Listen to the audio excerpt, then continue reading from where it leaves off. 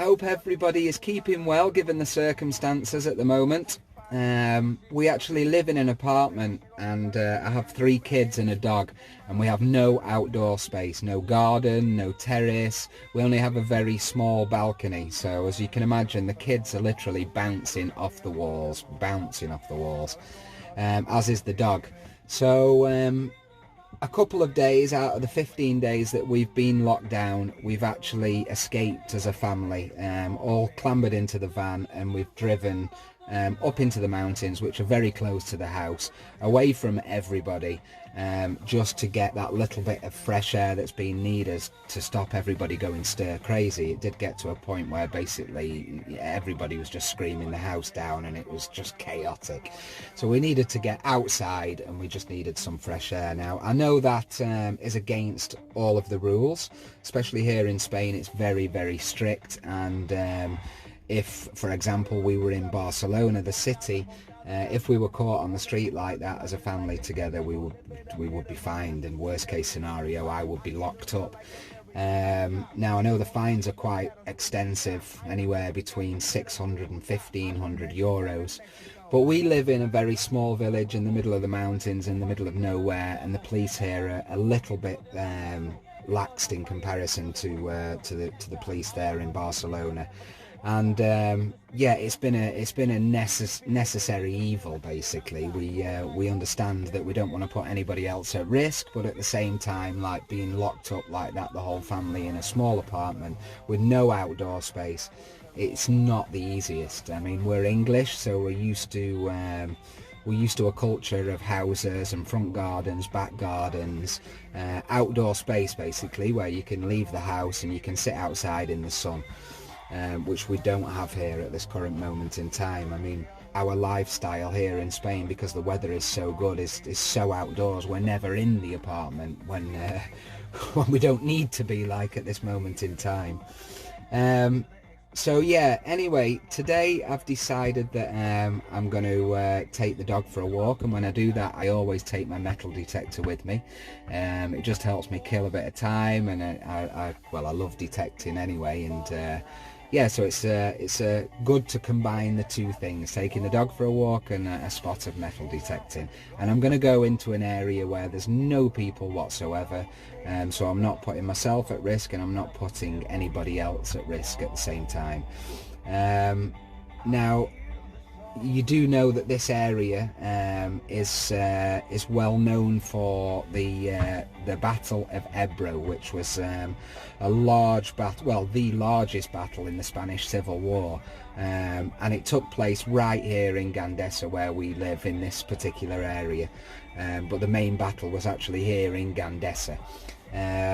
So every time I'm out detecting, I'm finding Civil War relics all the time, whether it be bullets, whether it be parts of grenades, whether it be bombs. I found one bomb before, intact, which had to be exploded, a controlled explosion.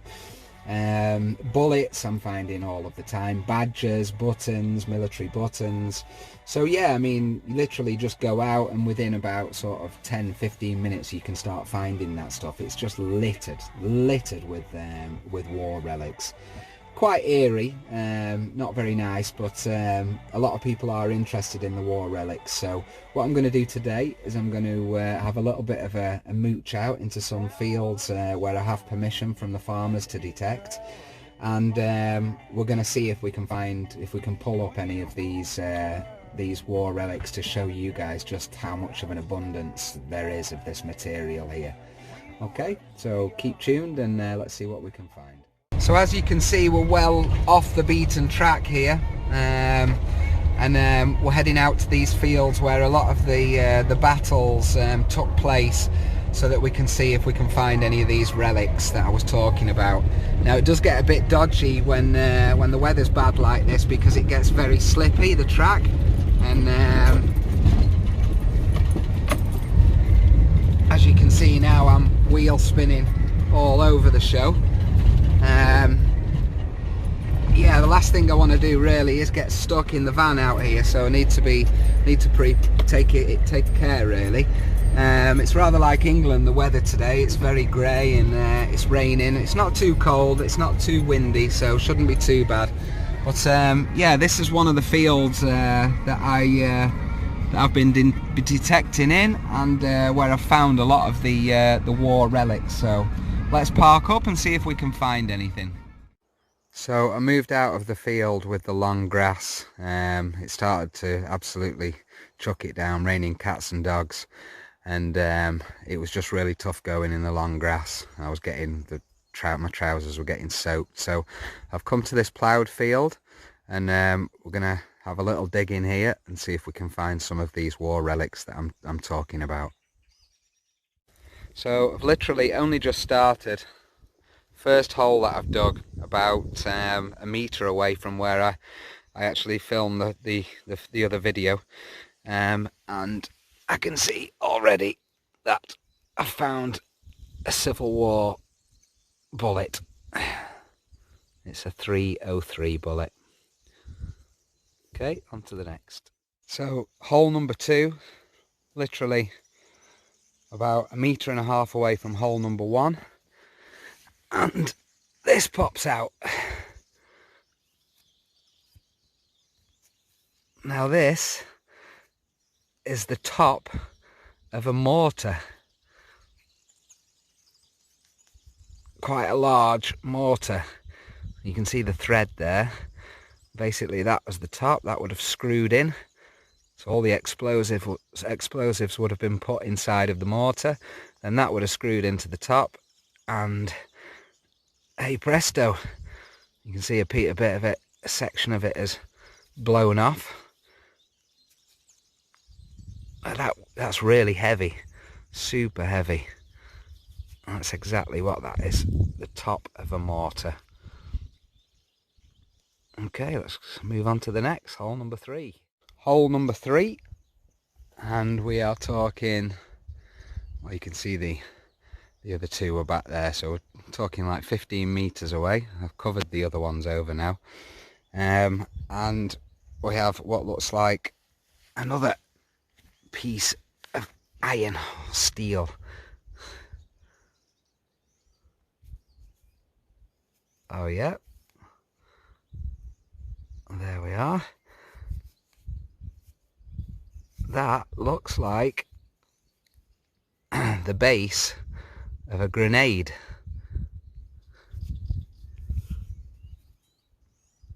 Yeah, I would say that's definitely what that is. See the thread there for the top section of the grenade, which would have screwed on the barrel. Either another mortar, but it doesn't look like any of the other mortars that I've found. I would say more like that is the base of a grenade. Oops. There we go. Let's find some more. So literally about a metre away from that hole where I found what I believe to be the base of a grenade, I have another object here. Funny object. Oh yes. How random is that? That is the top of the grenade.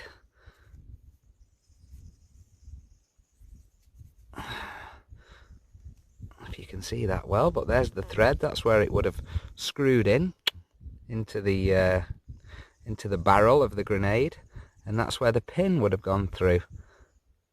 Where that you can still see a bit of the pin actually there sticking out.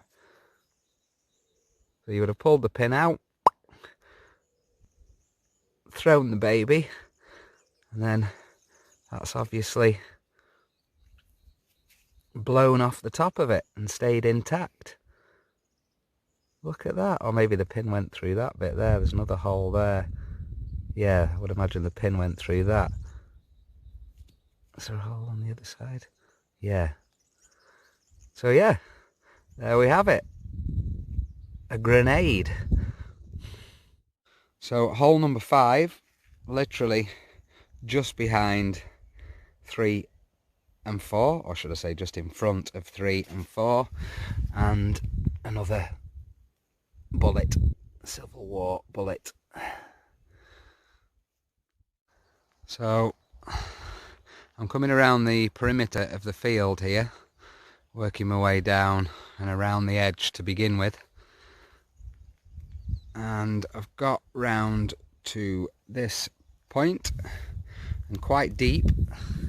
Fortunately it's easy to dig this earth because it's been ploughed, but yeah, quite deep in this hole I found this object. Not quite sure what that is. It looks like a bullet, but has this weird point on top, so if anybody knows exactly what that is, please post in the comments. Okay, let's search for some more. So nothing to do with metal detecting, but I've spotted some interesting prints here, if you can see that, and if you see how far apart they are spaced. Okay, follow it along, another one there, next one there, another one here, and then they come along. You can see them a bit better up here.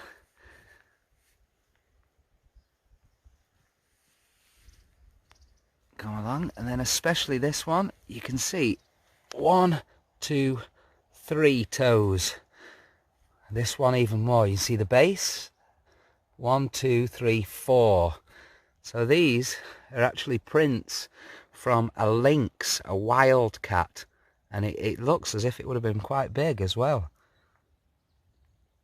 You see the back of the paw.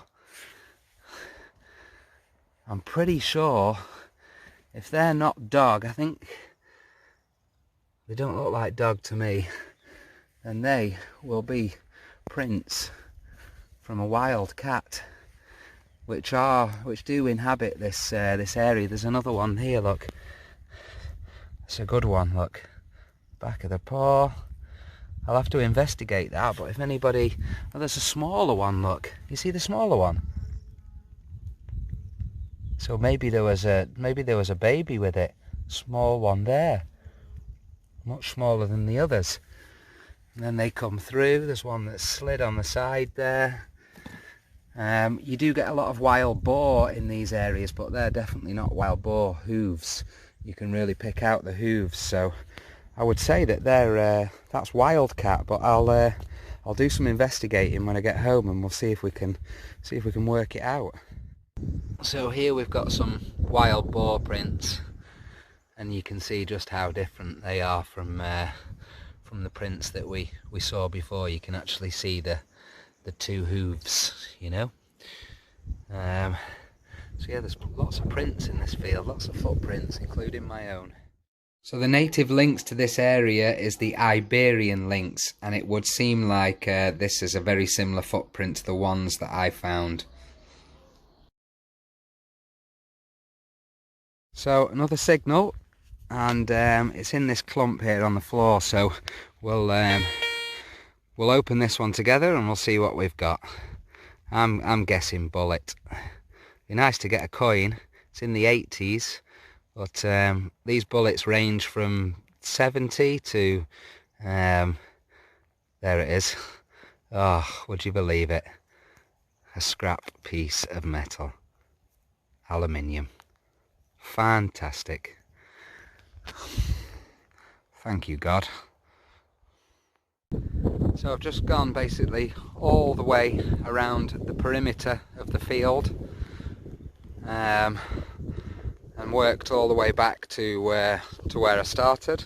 Got another signal here, and lo and behold, another bullet. Okay, on to the next. So another signal, and another mud ball. And it looks, I don't know if you can see that there, but it looks like a musket ball. And that's exactly what it is. A musket ball. So that's even older than the Civil War. That would be what, 1700s, 1800s? Found loads of musket balls. Always nice to find. You always know you're in a good spot when you find a musket ball. There's bound to be other old stuff. So on to the next. So on to the next hole. I don't know if you can see that there. But again, it looks like the top of, or a piece of, a mortar.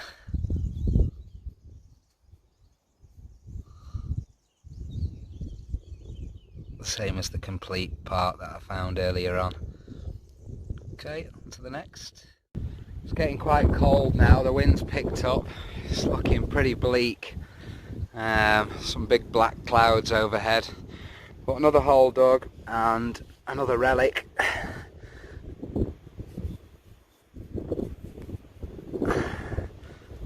The bullet.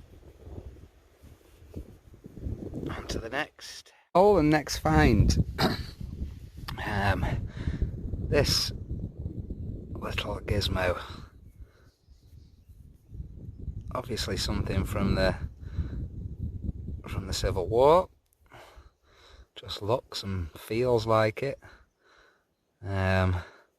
Thread on it again, so maybe some form of smaller explosive device.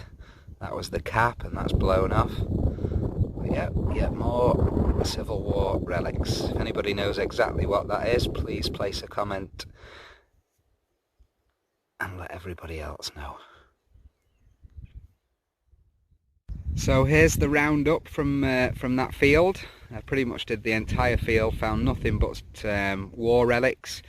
You can see there that we've got the head of the mortar, the top of the grenade, the inside part of a grenade. You can see like the barrel of it, that would have connected to that like that to form the grenade. The bottom of the grenade, that would have been down there somewhere. Bullets, a musket ball, and I've broken my my trusty shovel, split it on the seam there, wounded. I've had this shovel since I started detecting about 3 or 4 months ago, and yeah, it's given up the goose, so I'm going to have to see if I can get a temporary repair on that. Now, I won't be taking these bits and pieces home. If I find something that's intact and looks like it'll clean up good, I generally take it back. But you find so many Civil War relics in these fields, and if I took everything back, there'd be no space in the house. So I'm going to dispose of these correctly, and I'm going to perhaps take the little musket ball with me, because I do like those. We're going to go to another location next where there's still remnants of trenches and barricades that were built by the soldiers. I'm not sure if we'll do any detecting there, as I've been there before and didn't really find very much. I think it's an area where a lot of people have been detecting, and therefore there's not very much that comes out of the ground. But at least just to show you what it's like there.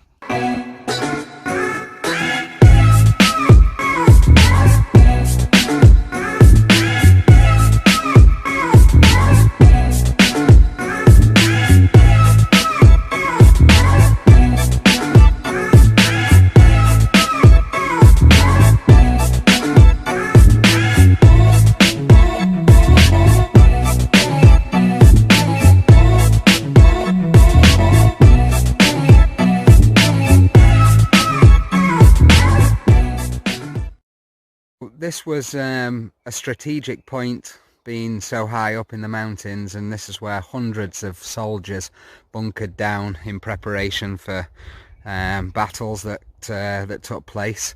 Here you can see there's evidence of an explosion, big crater in the ground there, probably a grenade or something. I've actually detected this whole area, and it's been done to death because I've not come up with anything, but I've heard stories about people finding really nice Civil War relics here, but I think there's not very much left to be found. You can see it's kind of tiered all the way up the mountainside, so as we walk up you can see where they built these walls, and they would take up position behind these walls, and this continues on up the mountain, right the way up again here. remnants of another barricade that they built. You can just visualize them all sitting behind these walls, waiting for waiting for an awful event to take place in this day and age in this country. Fortunately, we're not subjected to that, but that doesn't go for everybody. There's still lots of war going on in lots of different places, and it's just awful. Why somebody should need to kill another person is beyond me. Yeah, so here again, look, another fortification, well, fortification, but barricade, and then moving further up. It's very eerie, this place. There's just not a very nice feel to it. You can tell that people lost their lives here, and it wouldn't have been a very nice place to have been hunkered down at night, just waiting for the inevitable to happen. Here they've utilised the rocks and stuff and the natural flow of the landscape to build another barricade. But yeah, it's a strange place. Like I say, you wouldn't wish this on your worst enemy. It's just an awful time. So many people lost their lives, and I suppose you need to pay respect to those people that didn't have it as lucky as we do. But yeah, this continues on all the way down the mountain. I'm not going to walk it all because it's very much of the same, but yeah, I'll head up to the top and let you have a look at the 360-degree views. And there's some memorial up there that's been built in tribute to the poor people that lost their lives. So we're here at the top of the mountain, just me and Mr. Peeps. It's very, very eerie up here. Again, I don't know, it's just got a funny atmosphere about it. But there's the memorial there that has been built in tribute to the people that lost their lives in the Battle of Ebro. Here on the wall, I don't know if you can make that out, the light's not very good, but that's the 65th anniversary for the 43 Division. And then next to that, the British Battalion Volunteers. They died fighting for the liberty of Spain, the Battle of Ebro, July to September 1938. And then the names of everybody and where they were from.